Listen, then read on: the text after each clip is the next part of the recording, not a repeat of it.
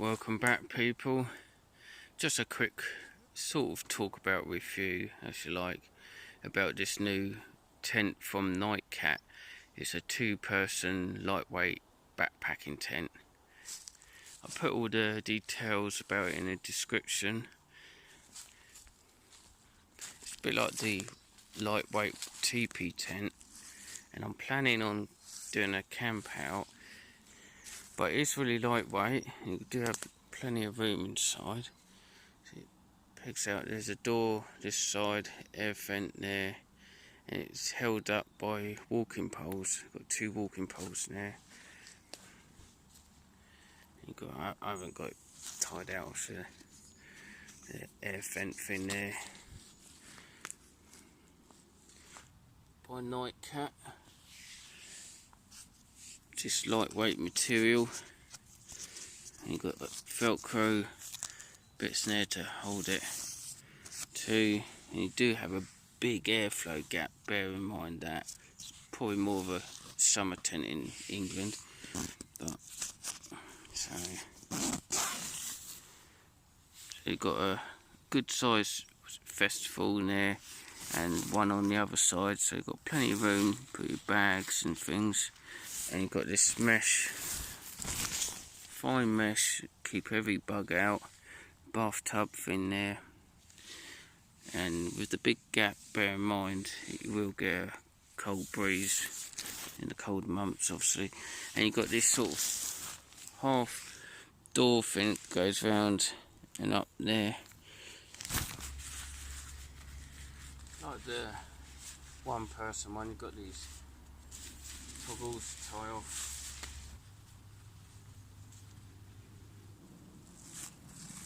So as you can see, got the door in there. Come in. You do have plenty of room for 1 person. It's quite nice for that, I've got to admit. Little pocket over there, and it's like it's a little side pocket here. Put your keys or whatever. And the other door is in there with a little side pocket, as you can see. And get out that end. And there's a little hook over there, same as here. You can put a light on there or whatever. You can see that's how the walking pole's going. Well, it is a 2-person tent, so if you had 2 of you, it would be easier to set up, I guess. You need like one on the other end to support it and stuff. This comes with a nice little lightweight ground sheet. It's just about enough to cover the bathtub. That's a nice little added bit. So first impressions is, right, good points. It's a lightweight material. It's plenty of room, and it don't take much room in your bag, and it's quite lightweight, so I do like that. And I do like the fact that it came with this little lightweight ground sheet. The bad points I don't like about this is, like the other one, you've got a huge gap on the front, which I know is good for airflow and everything, but I like it to be tightened down. But there you go. And the doors, you could only get in this way and out that way, or vice versa. If you had like a, I don't know, like a T-sip thing, whatever you call it, you know, one going down, one that way, and then one that way, and then you could get in both ends. But yeah, you could get in one way and out one way. And the other thing that's not good is these. They're very thin thread on there, and there's a lot of tension on there, and I've already had 2 go. As you can see here, I had to bodge that, just tie a knot in it, because the thread broke and it was unusable basically. Obviously I haven't got all my sleep system in here, but I'm 5'6", and there's plenty of room for me. I think if you're 6 foot, might be a bit tight. Another thing I noticed, the gap is sagging a bit and it's actually touching the mesh. This side, oh dear, it's touching there. It's touching the mesh. Only on this bit for some reason. So that's just a real quick look at this 2-man backpacking tent from Nightcat. I do really like the colour. This brown colour blends in very nice, and it's a real good size, and it packs quite small, and it's really lightweight for the size you get. I do like that a lot. And I sort of like the idea of if it's raining, you chuck your bag in there and you've got plenty of room for one person. But it is a faff to set up, definitely on your own. It don't sort of sit right. The outer fly is touching the mesh, which I don't like, because then the condensation should go on the mesh. And the tie out bits, the loops, it's not a big deal. I could just sew them back, you know, it's a bit stronger thread, but with them snapping like that. So if you want to get one of these, go on the Nightcat website. Like I say, it's a good size, good colour, and I think if you've got to hide in the tent, if the weather's a bit crap, you know, you've got to get shelter and that, the bug net hooks onto the inner, so if you really wanted to, you could take the bug net out.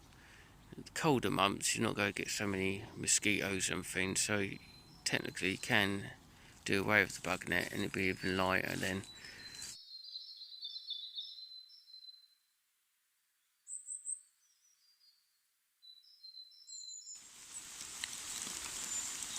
Well, I don't know if you can see it properly, but I've come back out, got heavy rain, the storm coming in, everything, running a bit late. We've got about half an hour before sunset, and I've put the tent up. I put it up a bit differently. I pegged the ground out, you know, the bathtub bit out first and the poles in, which was a bit easier.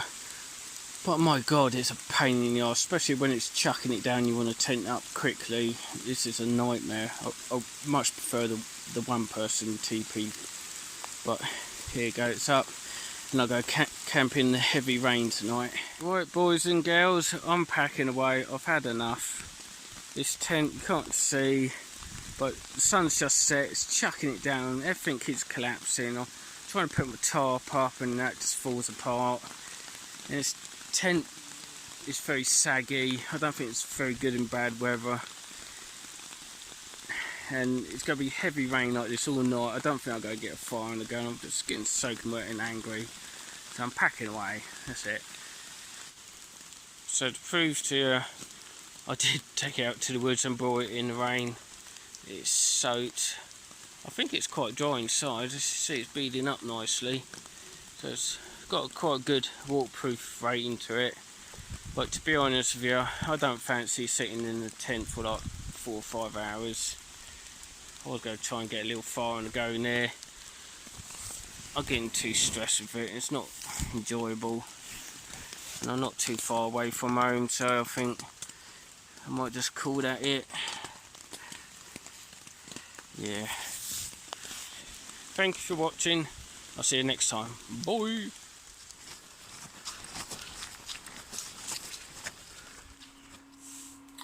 Well, I'm home. Totally soaked.